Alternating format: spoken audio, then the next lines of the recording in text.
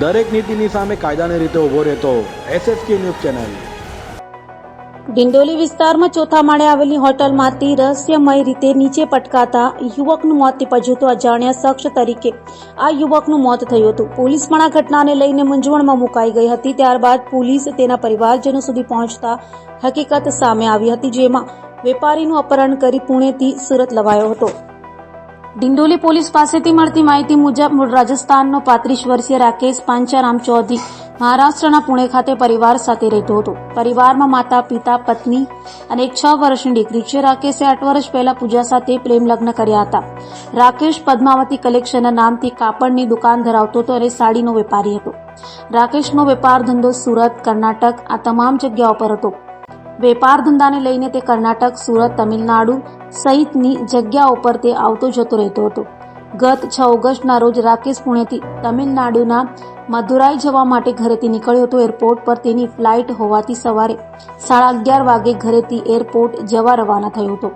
ત્યારબાદ સાંજે 5:30 વાગે રાકેશે તેની પત્ની પૂજાને જાણ કરી હતી કે સુશીલ જોશી, હરીશ, ગૌતમ અને જયેશ એરપોર્ટ જતા સમયે રસ્તામાં મળી ગયા હતા। ત્યારબાદ આ ચારેય જબરજસ્તી મને સુરત લઈને જઈ રહ્યા છે, જેથી મદુરાઈ જવાનું કેન્સલ કરી દીધું છે। 1 કલાક બાદ રાકેશે પત્નીને કોલ કરીને જણાવ્યું હતું કે તેઓ મુંબઈ પહોંચી ગયા છે। ત્યારબાદ પત્નીએ સંપર્ક કરવાનો પ્રયાસ કર્યો હતો, જો કે રાકેશનો કોલ લાગ્યો નહોતો। બીજા દિવસે એટલે કે 7 ઓગસ્ટના રોજ સવારે 8:30 વાગ્યે રાકેશને પત્નીએ કોલ કરતા જણાવ્યું હતું કે હું ઠીક છું અને સુરત પહોંચી ગયો છું। ત્યારબાદ બપોરના 3 વાગ્યા પછી પત્નીને કોલ કરીને જણાવ્યું હતું કે આ ચારેય લોકો મારી પાસે 40 લાખ રૂપિયા માંગે છે। તેઓને 40 લાખ રૂપિયા આપવા પડશે, તો ગમે તેમ કરીને 40 લાખ રૂપિયાની વ્યવસ્થા કરી સુરત આપી જાય। રાકેશ દરામણા અવાજે પત્ની સાથે ફોન પર વાત કરતો હતો। ત્યારબાદ 1 કલાક પછી પત્નીએ રાકેશને કોલ કરીને પૂછ્યું હતું કે કઈ વાતના 40 લાખ? એક દિવસમાં હું 40 લાખ ક્યાંથી લાવું?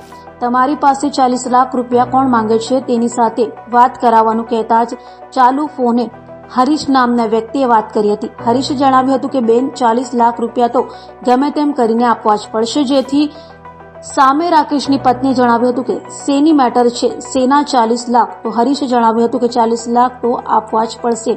હરીશે ધમકીના રૂપમાં વાત કરતા રાકેશની પત્ની પૂજાએ કહ્યું હતું કે તમે ડરાવી ધમકાવીને કેવી રીતે 40 લાખ રૂપિયા માંગી શકો? તે મરી જશે તો 40 લાખ રૂપિયા ક્યાંથી આપશે? જેથી હરીશે કહ્યું હતું કે રાકેશને અમે કાંઈ નહીં કરીએ, તેને 2 ટાઈમ ખવડાવી પીવડાવીએ છીએ, પરંતુ 40 લાખ રૂપિયા આપવા જ પડશે। જેથી પૂજાએ કહ્યું હતું કે થોડો સમય આપો। ત્યારબાદ ફોન કટ કરી નાખ્યો હતો। 7 ઓગસ્ટના રોજ રાત્રે 8:30 વાગ્યે પત્નીએ રાકેશને ફોન કરી જણાવ્યું હતું કે આ લોકોને તમે કહો કે થોડો સમય આપે, 40 લાખ રૂપિયા જમીન મકાન વેચીશું તો પણ નહીં આવે। 40 લાખ રૂપિયા હું ક્યાંથી લાવું? જેથી રાકેશે જણાવ્યું હતું કે તું ગમે તેમ કર, પણ આ લોકોને 40 લાખ રૂપિયા આપવા જ પડશે, તેમ કહીને ફોન મૂકી દીધો હતો। 8 ઓગસ્ટના રોજ સવારે 10 વાગ્યા પછી રાકેશે પત્નીને ફોન કરીને જણાવ્યું હતું કે 40 લાખ રૂપિયાનું શું થયું? આ લોકો મારી પાસે જબરજસ્તી પૈસા માંગે છે અને 40 લાખની વ્યવસ્થા ન થાય તો અડધા પૈસાની વ્યવસ્થા કરીને પણ પૈસા તો આપવા જ પડશે। પતિ રાકેશ ટેન્શનમાં હતો અને આ રીતે વાત કર્યા બાદ ફોન કટ કરી નાખતો હતો, જેથી પત્ની પણ ટેન્શનમાં આવી ગઈ હતી। આ દરમિયાન ફરી રાકેશે પત્નીને કોલ કરીને જણાવ્યું હતું કે હું ડિંડોલી પોલીસ સ્ટેશનની બહારથી બોલું છું।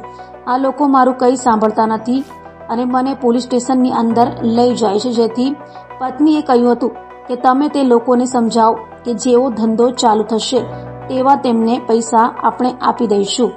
આ વાત થયા બાદ ફોન બંધ કરી દીધો હતો। અડધો કલાક બાદ ફરી રાકેશે પત્નીને કોલ કરીને કહ્યું હતું કે પૂજા, આ મારો છેલ્લો કોલ છે, તું પૈસાની વ્યવસ્થા કરી શકતી હોય તો કરી લે। પત્નીને રાકેશે છેલ્લો કોલ હોવાનું કહેતા જ ખૂબ જ ટેન્શનમાં આવી ગઈ હતી। પત્ની પૂજાએ અડધા કલાકે પતિ રાકેશને ફોન ઉપર ફોન કર્યા હતા, પણ રાકેશને ફોન સ્વિચ ઓફ આવી રહ્યો હતો। ત્યારબાદ પત્નીને 9 ઓગસ્ટના રોજ સવારે 11 વાગ્યા આસપાસ પોલીસ દ્વારા રાકેશના મોત અંગે જાણ કરાઈ હતી। પતિના મોતની જાણ થતાં પત્ની પૂજા બેભાન થઈને ઢળી પડી હતી। ત્યારબાદ 10 ઓગસ્ટના રોજ પત્ની સંબંધીઓ સાથે સુરત ખાતે પહોંચ્યો હતો। 7 ઓગસ્ટે રાકેશને ડિંડોલી વિસ્તારમાં મધુરમ આર્કેડના ચોથા માળે આવેલી હોટલ ડિલાઇટ ઇનના રૂમ નંબર 104માં ગોંધી રાખવામાં આવ્યો હતો. સુશીલ જોશી, હરીશ ગૌતમ અને જયેશ આ 4 લોકોએ રાકેશને પુણેથી અપહરણ કરી લાવીને અહીં હોટલમાં ગોંધી રાખી 40 લાખ રૂપિયાની માંગણી કરાઈ રહી હતી. આ રૂપિયાની માંગણીથી કંટાળીને રાકેશે 8 ઓગસ્ટના રોજ 5 વાગ્યા આસપાસ હોટલના રૂમના બાથરૂમની બારીમાંથી કૂદીને આપઘાત કરી લીધો હતો. આ સમગ્ર ઘટના સીસીટીવીમાં પણ કેદ થઈ ગઈ હતી. રાકેશની પત્ની પૂજાએ આ ચારેય સામે દુષ્પ્રેરણાનો ગુનો નોંધાવ્યો છે. આ સાથે જ આરોપીઓ મૃતક રાકેશની પત્નીના એટીએમ કાર્ડમાંથી 40,000 પણ ઉપાડી લીધા હોવાનો ફરિયાદમાં ઉલ્લેખ કરવામાં આવ્યો છે. મૃતક રાકેશની પત્નીની ફરિયાદના આધારે ડિંડોલી પોલીસ દ્વારા વધુ તપાસ હાથ ધરવામાં આવી છે. જોકે રાકેશના મોતના પગલે પરિવારમાં શોકનો માહોલ છવાઈ ગયો છે.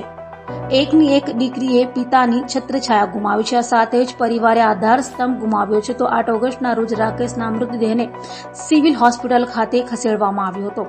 48 કલાક બાદ પણ હજુ પણ રાકેશના મૃતદેહનું પોસ્ટમોર્ટમ કરવામાં આવ્યું નથી. રાકેશની પત્ની સહિતના પરિવારજનો 10 ઓગસ્ટ સાંજે પહોંચ્યા હતા, જેથી 11 ઓગસ્ટ રવિવારના રોજ રાકેશના મૃતદેહનું સુરત સિવિલ હોસ્પિટલ ખાતે પોસ્ટમોર્ટમ હાથ ધરવામાં આવશે. રાકેશ 6 ઓગસ્ટના રોજ ઘરેથી નીકળ્યો હતો અને 11 ઓગસ્ટના રોજ પરિવારને તેનો મૃતદેહ મળશે.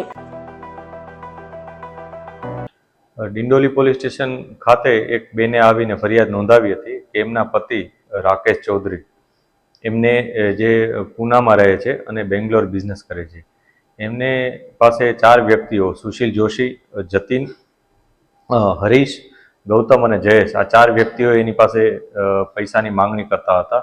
એ પૈસાની માંગણી એ લોકો લેતી દેતી બાબતે કરતા હતા કે અન્ય કોઈ રીતના, એ અત્યારે અમે પોલીસ તપાસ કરી રહેલ છે. આ માંગણી અનુસંધાને તેઓએ પૂનાથી એમના પતિ અહીંયા આવ્યા હતા અને એમના વચ્ચે કંઈક વાતચીત થતી રહેતી હતી. છેલ્લા 2-3 દિવસથી આ જ પ્રકારનું કન્વર્ઝેશન ચાલતું હતું બધા વચ્ચે. આ દરમિયાન એમના પતિએ એમના પત્નીને વારંવાર ફોન કરીને પૈસા આપવા માટે પણ જણાવ્યું હતું. 40 લાખની માંગણી એમના પતિ એમના પત્નીને કહેતા હતા કે મારી પાસે 40 લાખની માંગણી કરી રહ્યા છે. આ બાબતને અનુસંધાને 3-4 દિવસથી આ વાતની એ લોકોને વાતચીત ચાલતી હતી. એ દરમિયાન જે એમના પતિ છે મિડાસ ડિંડોલીમાં સાઈ પોઈન્ટ પાસે જે હોટેલ છે એમાં રોકાયેલા હતા. ત્યાંથી એક વખતે એમણે આત્મહત્યા કરી હતી કે જેમાં એમણે બાથરૂમનો દરવાજો બંધ કરી અને ઉપર બહારથી બાજુ કૂદી અને આત્મહત્યા કરી હતી.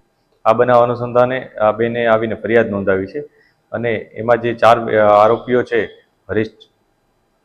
સુશીલ જોશી, હરીશ, જયેશ અને ગૌતમ આ 4 આરોપીઓ વિરુદ્ધ એમણે ફરિયાદ નોંધાવી છે કે જેમાં એમણે આપઘાત માટેનું દુષ્પ્રેરણ અને એને સાથે સાથે એમને ગોંધી રાખવા માટે ગેરકાયદેસર રીતનાની કલમો પણ ઉમેરવામાં આવી છે.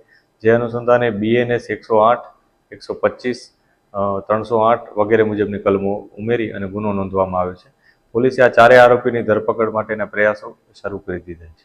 સર, મૃતકની પત્નીના આક્ષેપો છે કે ત્યાંથી પુણેથી અપહરણ કરવામાં આવ્યું છે. પોલીસ આ બાબતે પણ તપાસ કરી રહેલ છે, કેમ કે પુણેથી જો અપહરણ કર્યું હોય અને તો પછી પુના ખાતે પણ કોઈ ફરિયાદ નોંધાઈ છે કે નહીં એ પણ અમારે તપાસ કરવાનું રહે છે.